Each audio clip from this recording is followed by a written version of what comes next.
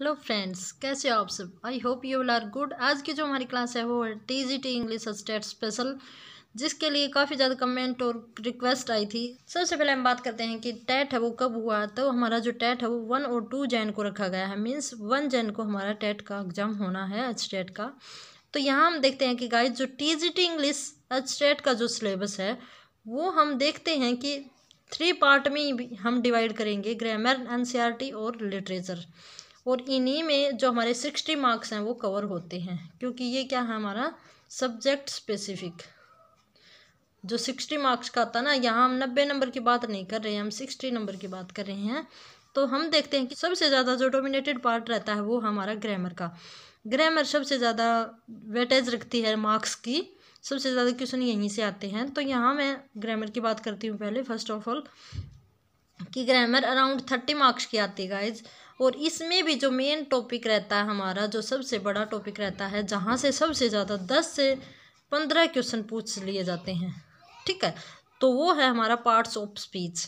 यहाँ parts of speech का मतलब आप समझते होंगे कि जहाँ हम देखते हैं कि noun, pronoun, preposition, adjective, adverb, conjunction ये आते हैं। तो ये सबसे ज़्यादा आते हैं हमारे किसी भी एचटेट या फिर कोई भी एग्ज़ाम हो वहाँ पे, इंग्लिश का जो स्पेसिफिक सब्जेक्ट होता है वहाँ पे। तो ये बहुत ही ज़्यादा मस्ट है। अंडरलाइन करके सेंटेंस दे दिया जाता है और पूछ लिया जाता है कि this word is noun, pronoun, adjective, adverb, कि ये जो वर्ड है अंडरलाइंड वर्ड वो क्या है। तो ये आपको काफ़ी ज़्यादा मस्ट हैं ये करने। तो सबसे पहला टॉपिक यही रखा है मैंने। फिर उसके बाद में गाइज हम देखते हैं कि 2-3 क्वेश्चन ऐसे आ जाते हैं जो वर्ब फ्रेजल वर्ब पूछ लिया जाता है। कई बार तो मैच करना पूछ लिया जाता है कि 4 ऑप्शन दे दिया और आपस में मैच करना। ओके, फिर उसके बाद जो टॉपिक है वो है हमारा मॉडल्स। मॉडल है वो भी काफ़ी ज़्यादा इंपॉर्टेंट है। यहाँ से क्वेश्चन कई बार पूछे ही जाते हैं, 2 से 3 क्वेश्चन पूछ लिए जाते हैं मॉडल से। अब आगे बात करें वॉइस से एक आध क्वेश्चन आ जाता है, नरेशन से भी आता है 1 से 2 क्वेश्चंस। फिर है उसके बाद स्पीक्स और प्रीफिक्स, काफ़ी इंपॉर्टेंट है। वर्ड दे दिया जाएगा और पूछ लिया जाएगा कि इसमें स्पीक्स कौन सा वर्ड ऐसा है जो स्पीक्स के बिना बना है, या स्पीक्स की हेल्प से बना है, या प्रीफिक्स की हेल्प से नहीं बना और बना है। तो ऐसे स्पीक्स पूछ लिए जाते हैं। आप समझते होंगे जो हमारे हिंदी में उपसर्ग और प्रत्यय होते हैं वैसे ही। अब आगे चलते हैं हम डिटर्मिनर्स। इसमें गाइज आर्टिकल भी पूछ लिया जाता है कई बार, और जो अदर पार्ट होते हैं जैसे सम पूछ लिया कि सम कहाँ आएगा, लिटिल कहाँ आएगा, और एनी कहाँ आएगा, या फिर पूछ लिया जाता है फ्यू कहाँ आएगा, और ए फ्यू कहाँ, दी फ्यू। तो ये ऐसे क्वेश्चंस आ जाते हैं गाइज हमारे एग्जाम में। तो सबसे ज़्यादा रोल कहने का बात मतलब यही है कि सबसे ज़्यादा जो रोल होता है हमारे स्टेट में वो ग्रामर का ही होता है। प्लस हम देखते हैं कि हमारे स्टेट में 15 मार्क्स की, पहले तो 30 मार्क्स की आती थी, 15 मार्क्स की हमारी जनरल इंग्लिश आती है। तो उसमें भी काफ़ी बेनिफिशियल रहेगा आपका जो ग्रामर की तैयारी। अब आगे आता है सेंटेंस। सेंटेंस में गाइज एरर भी पूछ लिया जाता है, और एरर के साथ साथ जैसे अरेंजमेंट करना भी पूछ लिया जाता है कि सेंटेंस की अरेंजमेंट करो। फिर उसके बाद आता है गाइज वकैब का। जो वकैब है वो वहाँ से 4 से 5 क्वेश्चन पूछ लिया जाता है। मिस स्पेल्ड से पूछ लेता है, सिनोनिम, वन वर्ड सब्स्टिट्यूशन और एंटोनिम, इनसे क्वेश्चन कई बार पूछ लिया जाता है गाइज। तो ये भी काफ़ी ज़्यादा इम्पोर्टेंट रहता है हमारा। तो कहने का मतलब क्या है कि अगर आप ग्रामर की तैयारी अच्छे से कर लेते हो तो 30 मार्क्स तो आप यहीं से कवर कर लोगे। अब दूसरे हम चलते हैं जो हमारा NCERT का सिलेबस है। तो NCERT हमारी 6 to 8 ही आएगी। कितनी आएगी? 6 to 8 क्लास तक की जो NCERT की बुक। वहाँ से जो मार्क्स आते हैं 15 to 20 मार्क्स आते हैं गाइज। मैंने क्रैक भी किया और काफ़ी मेरा एक्सपीरियंस है, मैंने एग्ज़ाम भी दिया है। तो यहाँ से काफ़ी क्वेश्चंस पूछे जाते हैं NCERT की जो हमारी बुक लगी हुई हैं। तो वहाँ आप कैसे पढ़ोगे कि वहाँ पे जो इंडेक्स दिया हुआ होता है, राइटर एंड लेसन और पोइम्स नेम, और राइटर और पोइट नेम, तो उनको आप पढ़ोगे किस राइटर ने कौन सी जो लेसन लिखा या पोएम लिखी।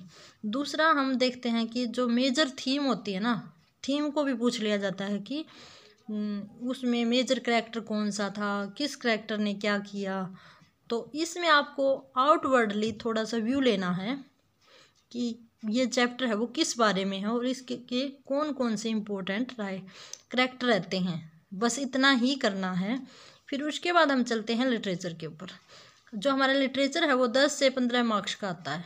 10 मार्क्स का भी आ सकता है, 8 का भी आ सकता है और 15 तक आ सकता है, मैक्सिमम 15 तक। यहाँ हम बात करें कि जो हमारा लिटरेचर शुरू होता है, जैसे हमारा पीजी का लिटरेचर होता है, जो हमारा पीजीटी का, वहाँ तो गाइस जो हमारा लेवल है वो नेट जितना ही चला जाता है, क्योंकि हमारे सर्टेनिटी नहीं है हमारे स्टेट की। जो सिलेबस है, जो पेपर सेटर होते हैं वो कितना सिलेबस और कहाँ से देते हैं।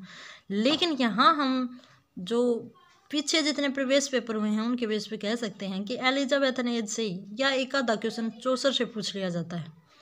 ठीक है, तो एलिजाबेथन एज के जो डोमिनेटेड राइटर रहते हैं, पोइट रहते हैं, जैसे हम बात करें विलियम शेक्सपियर हैं, एडमंड स्पेंसर हैं, ठीक है, थॉमस मोर हैं, ये इन्होंने क्या कुछ लिखा।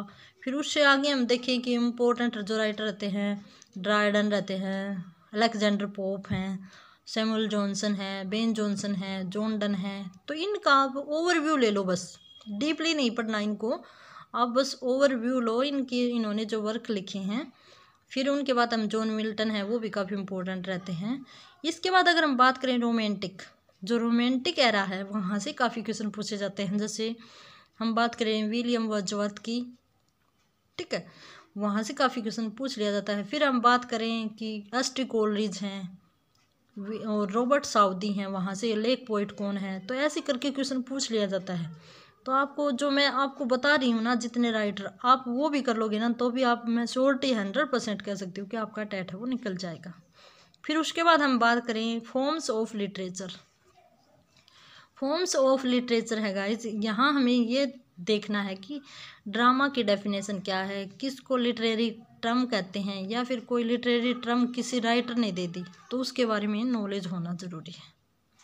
ठीक है, या फिर जैसे कोई जेनर पूछ लिया, जैसे पोइट्री की इन्होंने डेफिनेशन पूछ ली, या फिर इन्होंने पूछ लिया कि ट्रैगी कॉमेडी क्या है। ठीक है, तो ऐसे करके क्वेश्चन पूछ लिया जाता है। जैसे मोक हीरोइक एपिक क्या होता है, तो ऐसे ये टर्म्स है ना जो राइटर द्वारा दी गई हैं, तो उनके बारे में भी पूछ लेता कई बार राइटर, जो एग्जामिनर है वो। फिर बात करते हैं फोनेटिक। फोनेटिक के ऊपर 1 से 2 क्वेश्चन आ जाते हैं, जिसमें हम देखते हैं ट्रांसक्रिप्शन होता है, जो हमारी ट्रांसक्रिप्शन दी जाती है, जो ब्रिटिश वोवल है उनमें ट्रांसलेट करना, तो यहाँ से क्वेश्चन पूछ लिया जाता है। तो गाइज इतना सा थोड़ा सा सब्जेक्ट सिलेबस रहता है हमारा टीजीटी स्टेट का, जो इतना वाइड भी नहीं है जितना आप हाउ बना रहे हो। पीजीटी का हाँ मैं मानती हूँ कि कहीं से भी सर्टेनिटी नहीं है, सिलेबस कहाँ सेट कर देता है एग्जामिनर, लेकिन ये थोड़ा सा सिलेबस आप इसको ही जो मैंने आपको बताया है उसी को भी आप अच्छे से कर लेते हो तो आपका 100% एचटेट है वो क्रैक हो जाएगा। और आई होप, और मैं प्रे करती हूँ कि आपका एचटेट हो जाए, क्योंकि 100% जो वैकेंसीज हैं वो भी आने वाली हैं, ऐसा मैं तो मानती हूँ गाइज। काफ़ी टाइम हो गया जो टीजीटी की वैकेंसी निकले हुए हैं। तो best of luck and have a good day.